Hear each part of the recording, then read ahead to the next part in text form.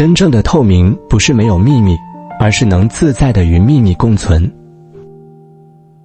世界上最透明的故事，最值得讨论的，不只是它的纸本机关有多巧，而是它把一个失职父亲的自我表达包装成一场极其精密以极其自我的叙事设计。表面上，故事让读者跟着藤坂登真一起追查亡父宫内张吾留下的最后作品，但走到最后会发现，这场追查从头到尾都不是平等的沟通，而是父亲死后仍主导一切的安排。登真以为自己在寻找真相，其实只是被牵引着走进父亲预设好的阅读路径。从这个角度看，所谓轨迹的震撼，背后其实带着一种并不温柔的残酷。宫内活着的时候没有好好当父亲，死后却仍选择用自己擅长的方式掌控儿子的理解。这本书最出名的纸本设计确实非常高明，它不是单靠情节翻转，而是让实体书页本身参与叙事，让纸张的排列、前后页的关系，甚至阅读时的视觉感受都成为轨迹的一部分。也就是说，作者不是单纯写了一个谜，而是把书这个物件变成谜题成立的条件。这种设计当然令人佩服，因为它把纸本阅读的不可取代性推到极致，也难怪电子形式很难完整复制这种效果。但也正因如此，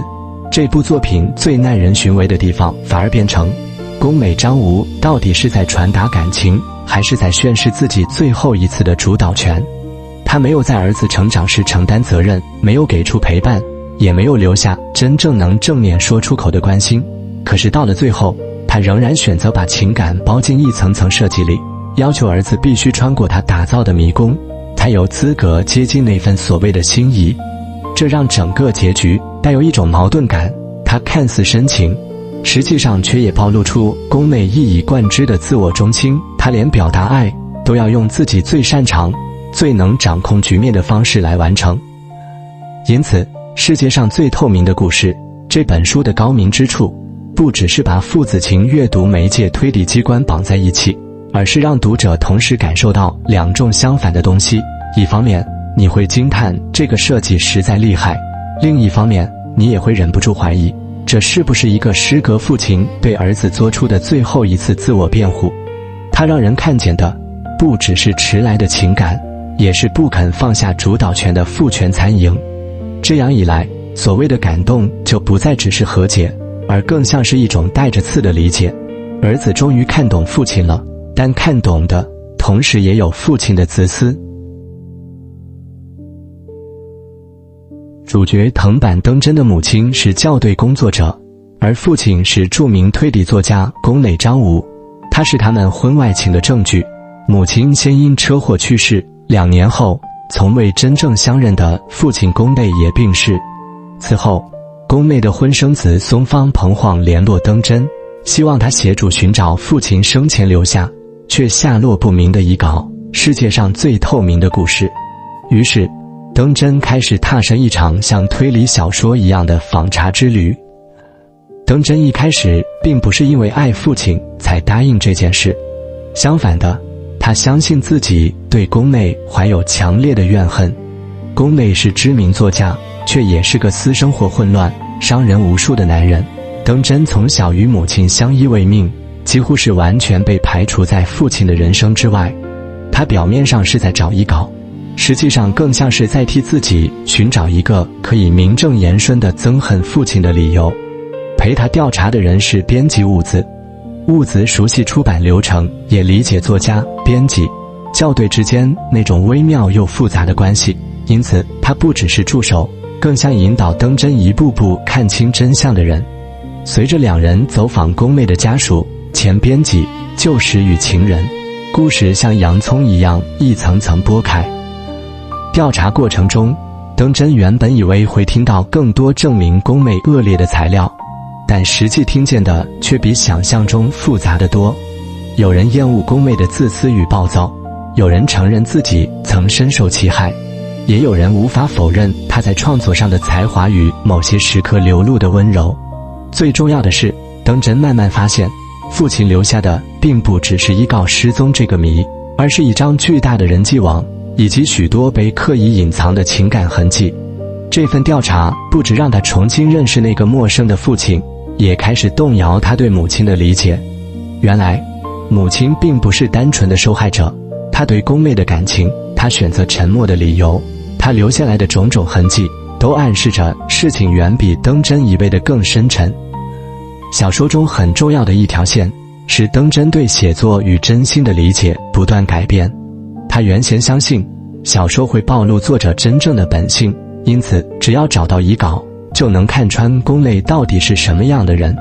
可是在访查过程中，他逐渐明白，作品既可能是作者的告白，也可能是作者的伪装。文字有时比人诚实，有时却也比人更会说谎。这时的寻找遗稿，不再只是找一份文件，而像是在追问，一个作家是否能把自己最真实的感情，藏进所有人都看见却莫看懂的地方。而登真也在这过程里第一次直视自己的空洞。母亲死后，他没有痛哭，没有崩溃，甚至因此厌恶自己。他想借由确认对父亲的恨，来证明自己还有感情，还能疼痛。到了故事后段，遗稿之谜终于逼近真相。登真发现，世界上最透明的故事，并不是单纯失踪的作品，而是宫内以极其特殊的方式留下的最后讯息。这份讯息指向的不只是案件式的答案，更是一种迟来的情感表达。宫内也许不是好丈夫、好父亲，甚至不是好人，但在生命最后，他试图用自己最熟悉的形式小说，向某个人传达某种无法直接说出口的东西。这个真相使登真受到巨大的冲击，因为他一直以为自己是被彻底遗弃的人，却在最后发现，也许父亲是在用绕得最远也最笨拙的方式，把某种心意留给了他与母亲。这种反转让他对父亲的愤怒，对母亲的记忆，乃至于对自己的看法，同时打掉又重建。因此，这本书表面上是寻找遗稿的推理小说，魅力其实是一个儿子重新理解父母，理解创作，也理解自己为何受伤的故事。重要人物不多，但都各有功能。登真负责承受与追问，宫妹张无是缺席却主宰全局的核心，母亲虽已逝去，却是整个谜团最深的情感重心。松方彭晃代表父亲正是家庭那一侧的现实，雾子则是把登真一步步带向真相，也让这个冰冷调查有了温度的人。最后所谓透明，讲的并不只是技巧上的透明，而是当谎言、误解、怨恨一层层被拨开之后，人终于看见彼此内心的那一刻。